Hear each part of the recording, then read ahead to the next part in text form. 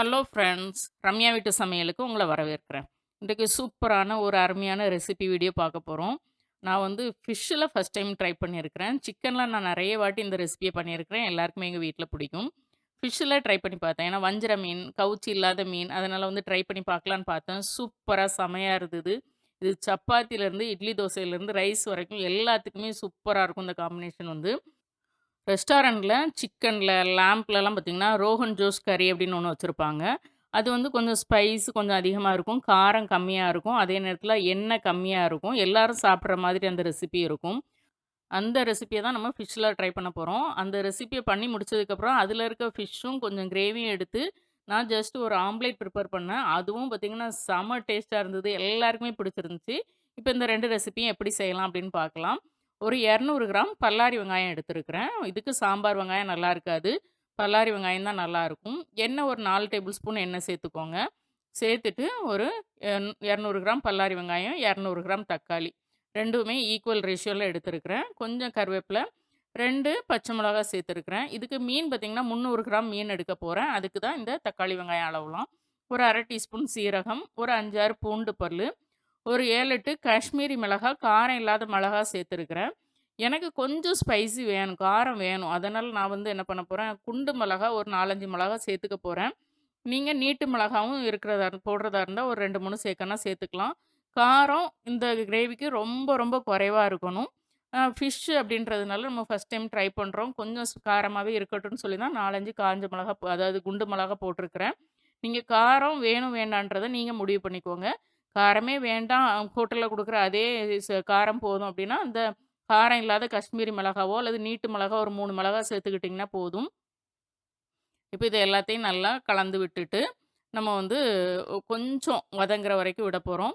புளி வந்து பார்த்தீங்கன்னா, ஒரு சின்ன ஒரு 2 இன்ச்சு சைஸ்க்கு நான் புளி எடுத்து சேர்த்துருக்கிறேன். 2 சீட்ல உள்ள புளி தான் சேர்த்துருக்கிறேன். போதும், தாராளமா போதும். இது வந்து ரொம்ப மைல்டா தான் இருக்கும். எண்ணெயும் இப்போ இந்த சேர்த்துருக்கிறோம்ல, இந்த எண்ணெய் தான். இதுக்கப்புறம் நம்ம எண்ணெய் சேர்க்க போறது கிடையாது. சூப்பர்பா இருக்கும். சூப்பர்பா இருந்தது. நாங்க செஞ்சு சாப்பிட்டதுக்கப்புறம் எல்லாருக்குமே ரொம்ப பிடிச்சிருந்தது. அதனால தான் நான் உங்கள்ட்ட உடனே ஷேர் பண்றேன் இந்த கிரேவிய. வீட்லயுமே ட்ரை பண்ணுங்க. ஏன்னா ஃபெஸ்டிவல் டைம்லாம் வருது உங்களுக்கு. கொஞ்சம் டிஃப்ரெண்ட்டாவும் நீங்க எப்பவுமே மட்டன், சிக்கன்ல ட்ரை பண்றத விட மீன்லயும் ட்ரை பண்ணி பாருங்க. சூப்பரா இருக்கும். இப்ப இது கொஞ்சம் ஆறட்டும். இது வந்து சட்னிக்குலாம் வதக்குவோம்ல, அந்த பக்குவத்து வதக்கி எடுத்துக்கிட்டா போதும். ஆறுனதுக்கப்புறம் நல்ல பசையா அரைச்சு எடுத்துக்கோங்க. நல்லா பசையா அரைச்சு எடுத்து எல்லாத்தையும் நான் அதே கடாயில சேர்த்துக்கிட்டேன். தேவையான தண்ணி சேர்த்துக்கலாம். இப்ப இத கலந்து பார்த்துட்டு நமக்கு எக்ஸஸா தண்ணி தேவைப்பட்டுச்சுன்னா திரும்ப சேர்த்துக்கலாம். முதல்லே ரொம்ப தண்ணியா சேர்த்துறாதீங்க. நான் 1 டீஸ்பூன் தனி மல்லித்தூள் சேர்த்துருக்கிறேன். 1/2 டீஸ்பூன் மஞ்சள் தூள் சேர்த்துருக்கிறேன். உப்பு ஏன்னா காஞ்ச மிளகா வந்து கொஞ்சம் தாராளமாவே நான் போட்டுக்கிட்டேன். அதனால இதில மிளகாத்தூள் சேர்க்க வேண்டாம். ஒருவேளை நீங்க சேர்த்திருக்கிறதுல ரொம்ப காரமே இல்லாம இருக்கு வேணும்னா, இப்ப நீங்க வந்து அட்ஜஸ்ட் பண்ணனா ஒரு 1/4 டீஸ்பூன், 1/2 டீஸ்பூன் தனி மிளகாய் தூள் சேர்க்கனாலும் சேர்த்துக்கலாம். எனக்கு மிளகாயில உள்ள காரமே போதும். அதனால நான் மிளகாய் தூள் சேர்க்கல. இப்ப கொஞ்சம் தண்ணி வேணும். அதனால கூட கொஞ்சம் தண்ணி சேர்த்து கொதிக்க விட்டுட்டு, கொதி வந்ததும் நான் மீன் துண்டுகள சேர்த்துக்கிறேன். மீன் பார்த்தீங்கன்னா, வஞ்சர மீன் தான். வஞ்சர மீன்ல பார்த்தீங்கன்னா, கொஞ்சம் வால் பக்கத்தில வரக்கூடிய துண்டுகள நான் போட்டிருக்கிறேன். வயிற்று பக்க துண்டு போட்டேன்னா, வந்து பார்க்குறதுக்கு வந்து உங்களுக்கு நல்லா இருக்காது சர்வ் பண்ணும்போது. அந்த வயிறு பகுதி தாண்டுனதுக்கப்புறம் அதில இந்த ஹோல்லாம் இல்லாம இருக்கும். அந்த ஸ்லைஸும் வால் பக்கத்தில உள்ள துண்டுகளையும் போட்டு நான் கிரேவி பண்ணியிருக்கேன். லோ ஃப்ளேம், மீடியம் ஃப்ளேம்ல பார்த்தீங்கன்னா, 5 நிமிஷம் 5 நிமிஷம் விட்டு இந்த கிரேவிய நல்லா சுண்ட விட்டுட்டேன். கொஞ்சம் எண்ணெய் மேல தெளிஞ்சு வந்ததும் நம்ம ஆஃப் பண்ணியாச்சு. கிரேவியோட கன்சிஸ்டன்சி பார்த்தா இந்த அளவுக்கு இருந்துக்கிட்டா போதும். மீன் பாருங்க சூப்பரா அழகா வெந்து வந்திருக்கு. 10, 15 நிமிஷம் அதாவது 5 நிமிஷம் மீடியம் ஃப்ளேம்ல விடுங்க. 10 நிமிஷம் லோ ஃப்ளேம்ல விடுங்க. அந்த தக்காளி, வெங்காயம் எல்லாம் நல்லா வெந்து வரணும். அந்த எண்ணெயோட சேர்ந்து வெந்து லோ ஃப்ளேம்ல தான் ரொம்ப நேரம் இருக்கணும். இருந்தா தான் கிரேவி நல்லாருக்கும். இப்ப நமக்கு ஒரு தாளிப்பு குடுத்துறலாம். கொஞ்சம் எண்ணெய் சேர்த்து ஒரு ஒரு கொத்து கருவேப்பில, கொஞ்சம் சீரகம் சேர்த்து நல்லா பொரிய விட்டுட்டு நம்ம இதில சேர்த்துறலாம்.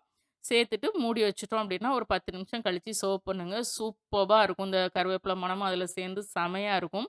என்ன இதில கடைசியா இஞ்ச வந்து நல்ல பொடி ஸ்ட்ரிப்பா கட் பண்ணி அதில சேர்ப்பாங்க. எங்களுக்கு இஞ்சி ஃப்ளேவர் அந்த மாரி போட்டு சாப்பிடுறது பிடிக்காது. அதனால நான் அவாய்ட் பண்ணிட்டேன். நீங்க வேணா அது ஜிஞ்சர் ஜூலியன்ஸ் சொல்லுவாங்க. அத வந்து நீங்க வந்து சேர்த்துக்கலாம். அதாவது நல்ல ஸ்ட்ரிப்பா நீங்க கட் பண்ணி எடுத்துக்கணும். இப்ப நான் என்ன பண்ண போறேன் அப்படின்னா, 2 ஸ்லைஸ் ஃபிஷ் அதிலேருந்து எடுத்திருக்கிறேன். கொஞ்சம் கிரேவியும் எடுத்திருக்கிறேன். இத வந்து நான் வந்து ஆம்லேட்டுக்காக எடுத்திருக்கிறேன். குழந்தைங்களுக்குலாம் சர்வ் பண்றீங்க அப்படின்னா, மீன வந்து நீங்க இந்த மாதிரி நீங்க சர்வ் பண்ணீங்க அப்படின்னா, அவங்க வேண்டான்னே சொல்ல மாட்டாங்க. இப்ப இதில இருக்க போன் எல்லாம் எடுத்துட்டு, அந்த மீன மட்டும் அந்த கிரேவியோட மிக்ஸ் பண்ணி நம்ம வந்து ஒரு கடாயில போட்டு, நான் கொஞ்சம் ட்ரையா ப்ரிப்பேர் பண்ணி எடுத்துக்கலாம். இது இந்த வஞ்சர மீன்ல தான் இந்த கறி பண்ணணுமா அப்படின்னு கிடையாது. மத்தி மீன்ல கூட சூப்பரா இருக்கும். எந்தெந்த மீன்ல கவுச்சி ஸ்மெல் இல்லையோ, அந்த மீன்லலாம் நீங்க இந்த கிரேவி ட்ரை பண்ணீங்க அப்படின்னா சூப்பரா இருக்கும். சென்னையில பார்த்தீங்கன்னா, அந்த கொறுக்க மீன் சொல்லுவாங்க. அந்த கொறுக்க மீன்ல இந்த கிரேவி சூப்பரா இருக்கும். அதேபோல நல்ல தண்ணி மீன்கள்லயும் எந்தெந்த மீன்ல வந்து ரொம்ப எண்ணெய் இல்லாம இருக்கோ, இப்போ ஜிலேபி மீன்லலாம் இந்த கிரேவி பண்ணீங்கன்னா சூப்பரா இருக்கும்னு நான் நெனைக்கிறேன். நான் ட்ரை பண்ணது கிடையாது. அம் இப்போ வஞ்சர மீன், அதேபோல வந்து கடவுரா மீன் அதுலலாம் நல்லாருக்கும். இந்த மாதிரி சில மீன்கள் வந்து பார்த்தீங்கன்னா, ரொம்ப கவுச்சி இல்லாம இருக்கக்கூடிய மீன்களா இது பாறை மீன்லலாம் பண்ணீங்கன்னா, கவுச்சி ஸ்மெல் ரொம்ப வெளியில எடுத்து குடுக்கும். அதனால வந்து வேண்டாம். இந்த மாதிரி என்னென்ன மீன்லலாம் பண்ணலாம் அப்படின்றத நான் கமெண்ட்ல உங்களுக்கு எழுதுறேன். இப்ப நான் வந்து அத ஒரு சின்ன கடாயில போட்டு நல்லா வந்து கலந்துக்கிட்டேன். அது ட்ரை ஆகணும் விடணும். ஒரு சின்ன துண்டு பட்டர் மட்டும் அதில சேர்த்துக்கிட்டேன். ஏன்னா கொஞ்சம் ஃப்ளேவர் வந்து கொஞ்சம் இன்னும் என்ஹான்ஸ் பண்றதுக்காக நான் ஒரு சின்ன துண்டு பட்டர் குடுத்துக்கிட்டேன். குடுத்து நல்லா அத நல்லா புரட்டி எடுத்தாச்சு. இப்போ ஒரு 3 முட்டைய அடிச்சு வச்சிருக்கிறேன். கொஞ்சம் உப்பு மட்டும் தான் சேர்த்துருக்கேன். வேற எதுவுமே முட்டையில சேர்க்கல. சேர்த்து அது கடாயில சேர்த்தாச்சு. கொஞ்சம் அது வந்து வரட்டும். அதுக்கப்புறம் நம்ம இந்த ஸ்டஃபிங்க சேர்த்துரலாம். எல்லாத்தையுமே நம்ம எடுத்திருந்த 2 துண்டுலருந்து மீன் எடுத்து இப்ப ப்ரிப்பேர் பண்ணோம்ல, எல்லாத்தையுமே நான் அதில சேர்த்துக்கிட்டேன். அதுக்கு தான் 3 முட்டை சேர்த்துருக்கிறேன். சூப்பரா இருந்தது. இந்த மாதிரி ப்ரிப்பேர் பண்ணோம் அப்டின்னா, டின்னருக்கு ஒரு ஆளுக்கு ஒரு ஆம்ப்லேட்டே போதும். அதே சாப்பிட்டுட்டு போயிடலாம். அதே மாரி பிரேக்ஃபாஸ்ட் கூட சாப்பிட்டுக்கலாம். ரொம்ப, ரொம்ப நல்லா இருந்தது. நானும் சரி ப்ரான்ல ட்ரை பண்ணியிருக்கிறேன். அதே மாதிரி கனவால செஞ்சிருக்கிறேன். அதெல்லாம் நல்லாருக்கும். ஃபிஷ்ஷில வந்து ஆம்லேட்லாம் பண்ணியிருக்கிறேன். கொஞ்சம் ஓரளவுக்கு சுமாரா இருக்கும். ரொம்ப நல்லாருக்கும் அப்டின்லாம் சொல்ல முடியாது. இதுதான் ஃபர்ஸ்ட் டைம் வந்து ஃபிஷ் இந்த மாரி ஆம்லேட் பண்ணும்போது செம சூப்பரா இருந்தது. இது இப்போ ஸ்டஃபிங்லாம் நெறைய இருக்கனால புரட்டி போடணும். நான் இத அப்படியே ஒரு தட்டுல தட்டிக்க போறேன். ஒரு பக்கம் வெந்ததும். தட்டிட்டு அதுக்கப்புறம் வந்து திரும்ப அத வந்து அந்த பக்கத்துல போட்டுறலாம். அப்டின்னா நமக்கு வந்து அது பிஞ்சு போகாம வரும். இப்ப நல்லா வெந்ததுக்கப்புறம் கொஞ்சம் லோ ஃப்ளேம்லயே விட்டு வேக விடுங்க. அப்படின்னா தான் உள்ள வரைக்கும் நல்லா வெந்து வரும். அ எண்ணெய் தேவைக்கு தக்கன நீங்க சேர்த்துக்கோங்க. 1/2 டீஸ்பூன், 1 டீஸ்பூன் தேவைக்கு தக்கன பொரிய விடுறதுக்கு சேர்த்துக்கோங்க. அவ்வளோதான். இப்போ சூப்பரான ஒரு ஆம்லேட் வந்து ஃபிஷ் ஆம்லேட் ரெடி ஆயிடுச்சு. இதுக்கு வந்து நம்ம பிரெட் கூட தான் சாப்பிடணும்னு கிடையாது. சும்மா ஈவினிங் ஸ்நாக்ஸுக்கு குழந்தைங்களுக்கு பண்ணி குடுத்து பாருங்க. செமையா சாப்பிடுவாங்க. நீங்க மீன் சொன்னா தான் சில டைம் தெரியும். அந்த மாதிரி தான் இருக்கும் சில மீன்கள்லாம். எல்லா விதமான மீன் கிரேவிலயுமே நீங்க இந்த மாரி மீன எடுத்து கொஞ்சமா கிரேவில மிக்ஸ் பண்ணி, இந்த மாதிரி நீங்க வந்து ஆம்லேட் போட்டு குடுத்து பாருங்க. குழந்தைங்களுக்கு ரைஸ் குடுக்கணும்னு அவசியமே கிடையாது. சின்னதுல இருந்தே நம்ம வந்து ஒரு ஒரு வேளை ரைஸோட சாப்பிட்டுட்டு, 2 வேளை இந்த மாதிரிலாம் சாப்பிடும்போது குழந்தைங்க ரொம்ப ஒண்ணும் வந்து ரை அ சோறு, இட்லி, தோசை அப்டின்னே போக மாட்டாங்க. கண்டிப்பா. முள்ளு இல்லாத எந்த மீன்லயுமே நீங்க இந்த ஆம்லேட் பண்ணலாம். அதேபோல இந்த கிரேவி பண்றதுக்கு மீன்ல ரொம்ப கவுச்சி ஸ்மெல் இருக்கக்கூடாது. இப்போ இந்த ரியல் கொடுவா மீன், அல்லது வந்து பாறை மீன், இதுலலாம் கொஞ்சம் கவுச்சி அதிகமா இருக்கும். பெரிய பாறை மீன்லலாம். அதெல்லாம் நீங்க செஞ்சீங்க அப்டின்னா, கொஞ்சம் கிரேவியோட டேஸ்ட் போயிடும். எதுலலாம் கவுச்சி கம்மியா இருக்கோ, இதே சின்ன பாறை மீன முழுசா போட்டு இந்த கிரேவி பண்ணா கூட சூப்பரா இருக்கும். கண்டிப்பா ட்ரை பண்ணி பாருங்க. பார்த்துட்டு ரம்யா வீட்டு சமையல சப்ஸ்கிரைப் பண்ணுங்க, லைக் பண்ணுங்க, ஷேர் பண்ணுங்க. வீட்ல சமைச்சு சாப்பிடுங்க. வீணாக்காம சாப்பிடுங்க. மீண்டும் புது வீடியோல சந்திக்கலாம். பாய்.